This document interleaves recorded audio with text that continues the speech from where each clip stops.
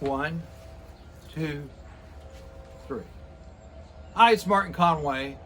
I want to thank you for expressing faith in our firm to file your bankruptcy petition. Um, you know, that warms all of our hearts. We like to help people, and we like to help you. So now that you've indicated you want to go forward, please get your documentation to us as soon as possible. You will have received a package from us with a questionnaire and a list of documents that we need. Again, we need your tax returns. We need your pay stubs, so you and your spouse, if you're married for the past 6 months. We need your credit authorization and perhaps the title work on the title transcript on your vehicles, among other things. So just please look at that list. The one thing that I need to discuss with you is if you have a bank account with a lender and that you owe that lender money, please be aware that the lender could set off its debts or what you owe to the lender against your bank account. And this frequently happens with credit unions in particular, but I suppose it could happen with Wells Fargo or a commercial bank too. So if you owe your bank or wherever you bank, if you owe that entity money, please be careful, and perhaps you should set up a different bank account while you're getting ready to file for bankruptcy. Obviously, if you could file for bankruptcy within the next 10 days, it's not really an issue. But if you're talking about over an extended period of time, it would probably be a better idea to open a separate bank account. Other things to watch out for during this period.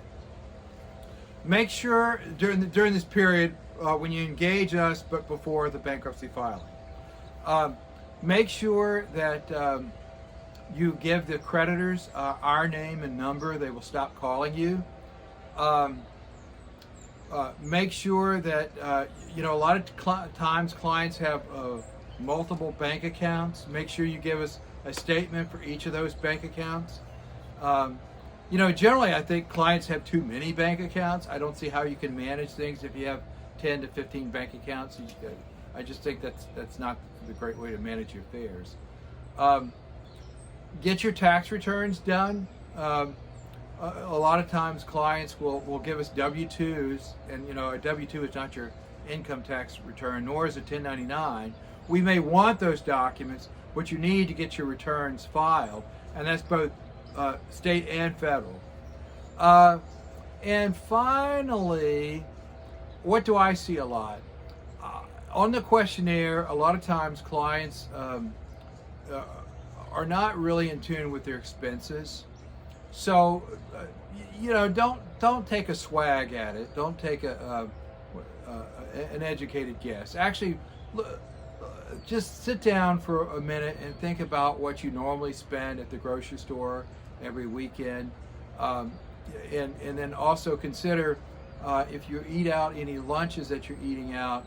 Then consider if you eat out for lunch every day, add $10 to $15 to your food allowance.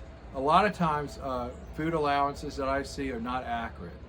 Clients spend much more money than they're actually revealing.